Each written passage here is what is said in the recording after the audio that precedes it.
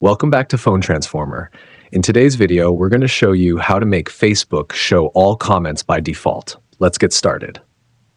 Step 1. First, open Facebook on your Android phone. Make sure you're logged into your account so you can access the settings. Step 2. Next, click on your profile picture in the top right corner of the screen. This will open a drop-down menu with several options. Step 3. From the menu, select Settings and Privacy. This section contains various options to manage your account and privacy settings.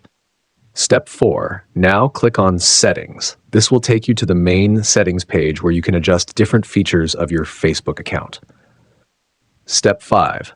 Scroll down until you find the Followers and Public Content section. This section controls how your posts and comments appear to others.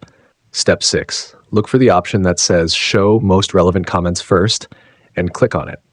By default, Facebook prioritizes comments based on relevance, which might hide some comments from you. Step 7. To make Facebook show all comments by default, turn off the option labeled Show Most Relevant Comments First. Once you do this, all comments will appear in chronological order instead of being filtered by Facebook's algorithm. That's it. You've successfully changed your settings to see all comments on Facebook posts. Thanks for watching, and please subscribe to the channel.